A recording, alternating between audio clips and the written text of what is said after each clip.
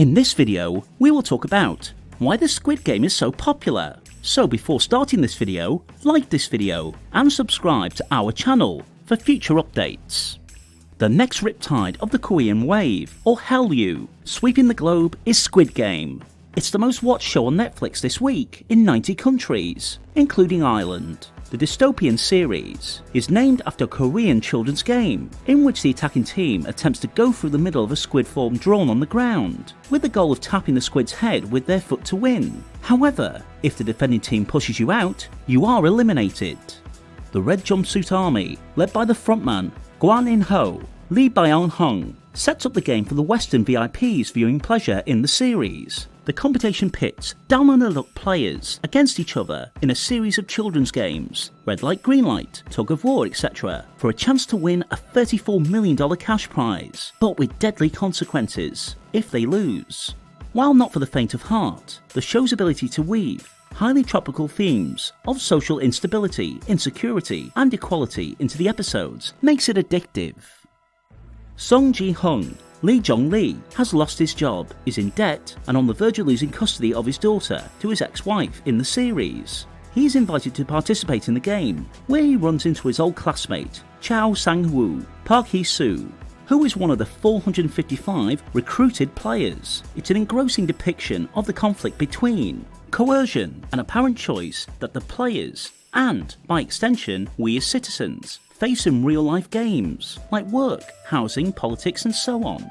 The players compete and at times collaborate to win the money piggy bank that expands as a player is eliminated from the game. Ji-hung quickly realises that if he and Sang-woo work together, they will have a better chance of surviving, and soon forms an alliance with Ali and Poo Charapi, a Pakistani immigrant to Korea, Kang Sang-byak, Chung Ho-young, a young female North Korea deflector, and in my opinion, the show's acting breakout, and Oi Hee-lam, Oi Young-soo. In some games, this group of misfits realises that they can survive if they work together, but in others, the same dedication to each other might be a detriment. The majority of the players choose to play the game as a result of their rising personal debt, which is becoming a growing issue in both Korea, where household debt exceeds 100% of GDP, the highest in Asia, and for young people all over the world. One of the key aspects of the Squid Game regulations is that the participants are on equal footing in their pursuit of the prize. Children's games are won with quick wit, problem-solving skills, social intelligence, and a little luck. So the more educated, or those with prestigious jobs in the outside world, have no advantage. However, this phantom of equality can be seen in the deeply unequal structures that govern the game, particularly among the VIP spectators. The poor acting of the predominantly white Western men who play the roles of the VIPs has received a lot of attention on social media. The dialogue is stilted in places, making one wonder if it was done on purpose to highlight the moral depravity and superficiality of the super rich and powerful in the West who pay to watch the game. Another topic of discussion on Twitter is whether the translation from Korean to English is accurate or nuanced enough for English-speaking viewers to fully comprehend the series' meaning. The way the characters address each other, with honour flicks or even life or death situations, and the dialects they use, North Korean, are likely lost on Irish viewers, and the meanings of the words are all slightly changed in the English translation. While English-speaking viewers may miss the nuances of the dialogue, it is clear that the competition, where the stakes are high, life is brutal, and the winner takes it all, still resonates with them. Squid Game, a Korean dystopian drama, has swept the internet and is on its way to becoming Netflix's most popular original series of all time. Squid Game, Netflix's Korean dystopian drama, appears to have swept the internet, with thousands of fans discussing it on social media. This series, which debuted on the streaming service on September 17th, is on track to become the most watched non-English show in the world and the streamer's most watched original series of all time. But why is it so well liked? Squid Game became the most popular Netflix series in more than 90 countries just a few days after its debut. It spawned a slew of social media memes, is expected to inspire a slew of Halloween costumes this year, and is likely to pop up in at least one social conversation these days. It's interesting to see how well a Korean violent thriller series is received around the world. Television appears to have crossed all cultural boundaries. The show's premise is straightforward. A group of 456 people are persuaded to play various survival-style games, with the promise of winning billions of Korean, if won. If they win 6 games in a row, there's only one catch. If they lose, they'll die. The series follows Lee Jung's character, Ji-sung Ji-hung. As he engages in various games, the audience is aware that only one person may receive the prize, which means that all other contenders will perish. Squid Game isn't a new concept, but for years, television has aired similar programming, with the idea of survival as its core. Several Netflix series follow the same formula, with characters being compelled to play games of some kind, with many being removed as the tournament goes. None of them, however, appear to have garnered the same amount of popularity as Squid Game.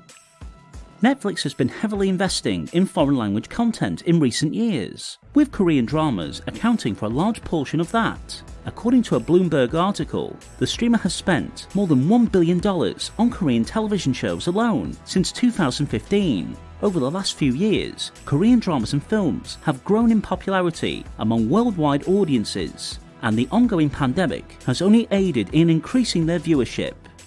Parasite, a Korean dark comedy thriller, is a perfect example of how the region's material has grown in popularity. It is the first South Korean film to win Best Picture at the Academy Awards. It's worth noting that, like Parasite, Squid Game examines aspects of Korean society such as wealth and class disparities, as well as capitalism.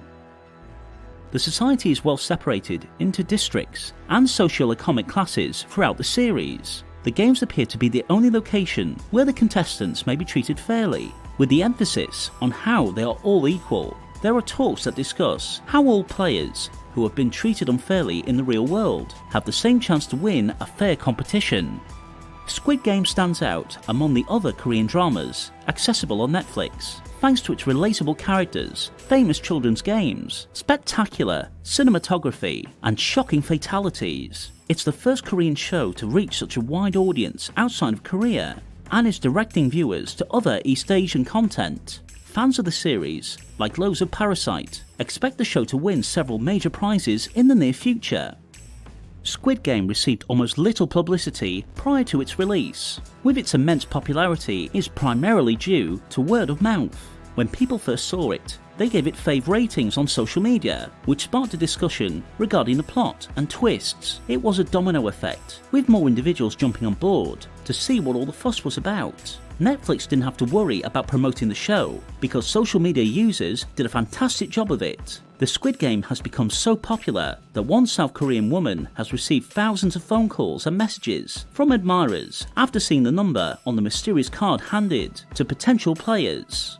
The Korean thriller was suddenly pitted against some of Netflix's most popular English shows, like Bridgerton, The Witcher, and Stranger Things. Since the show's launch, several videos have been published online showing people recreating the games that the protagonists must play. The red light green light game, which features a large animatronic doll that senses people's movements, and the honeycomb cookie, are the most popular. In the latter, the participants were handed a cookie consisting of brown sugar and baking soda, known as dalgona candy. They had to cut out shapes such as a circle, triangle, star, and umbrella from it. They are eliminated if the cookie breaks. Cosplayers have begun to imitate the various characters' appearances. Several cosplayers have already refined the look of the participants and soldiers in the red light green light game. Many people are already planning to dress up as one of the Squid Game characters for Halloween. Another reason for Squid Game's success is its accessibility to a wide range of audiences. Although the series was shot in Korean, Netflix has dubbed it in 34 languages and provided subtitles in 37 languages. Netflix has mastered the art of providing multiple language options over the years. Shows like Lupin, originally in French, and Money Heist, originally in Spanish, are excellent instances of this. Both shows are among the most popular on the streaming site. There was, however, a problem with Netflix's English subtitles on Squid Game, with numerous Twitter users noting that the English closed captioning changed the meaning of the parts of the sentences. Squid Game's characters are also incredibly relatable. They're all facing serious consequences and appear to be desperate for money to pay off their debts. However, many of the predominant characters have families to support, and their emotional backstories are sure to tug at the heartstrings of viewers. There are individuals from all walks of life, whether it's an unemployed man with a gambling addiction, a North Korean deflector fighting to support a brother, or a Pakistani labourer trying to make ends meet. The most intriguing part of Squid Game is that the series script was written by its creator, Gangwon De-hang, in 2009. He attempted to sell it to numerous Korean production companies, but the series' violent nature turned off potential purchasers. Netflix discovered Gwan's script in 2019 and opted to create it as an original series. What was supposed to be a feature has become one of the most popular 9-episode series on the planet. With the first season ending on a cliffhanger, fans are already clamouring for a second season. However, it appears that they will have to wait for a while, because Gwan has not made any plans to continue the series. Whether there is a second season or not, Squid Game does not appear to be leaving Netflix's top 10 list anytime soon. What did you think about this video? Let us know by dropping a comment below. If you're enjoying this video and want to hear from us again, be sure to hit that subscribe button before you go.